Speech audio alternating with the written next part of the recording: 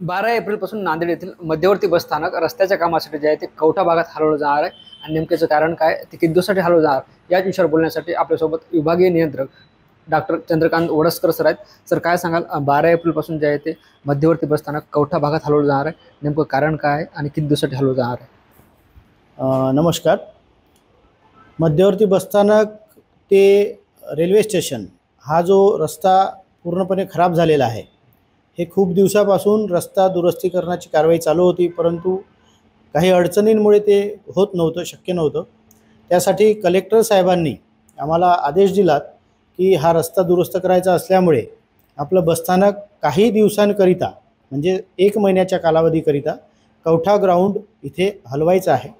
त्या अनुषंगाने आम्ही कलेक्टर साहेबांना एक पत्र दिलं की बसस्थानक जर हलवायचं असेल तर तिथे आपल्याला सोयीसुविधा उपलब्ध करून देणे, त्याच्यामध्ये प्रवाशांना बसण्यासाठी पाणी पिण्याची व्यवस्था, टॉयलेट बाथरूमची व्यवस्था आणि सुरक्षेसाठी पोलीस यंत्रणा लावावी अशा आम्ही सूचना दिल्या.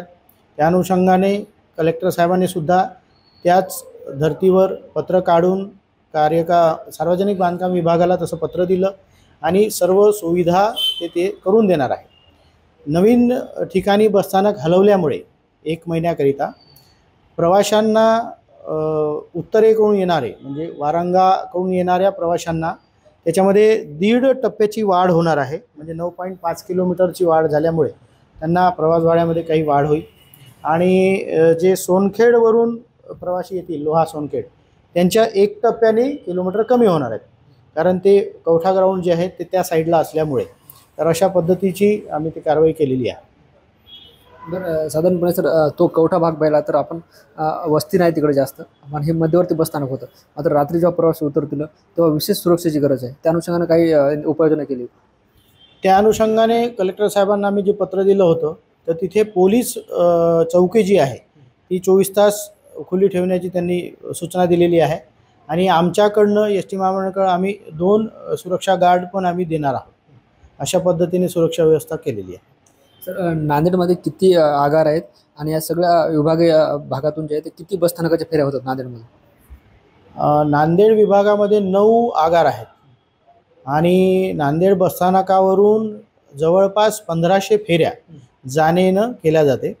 त्यामध्ये 100 बसेस हे नांदेड डेपोच्या स्वतःच्या आहेत आणि बाकी डेपो मिळून अशा 1500 ते 1600 फेऱ्या होतात दिवसभरातून. सर, आता हे बसस्थानक स्थलांतरित करणार आहोत, काही दिवस जे आहे ते प्रवाशांना त्रास सहन करावा लागणार आहे, प्रवाशांना काय आव्हान असणार आहे?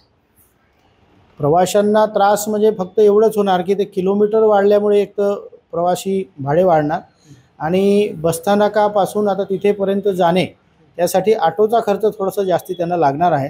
ही तेवढीच त्यांची थोडीशी गैरसोय होईल, परंतु राप महामंडळाला सहकार्य करावे अशी मी सर्व प्रवाशांना विनंती करतो.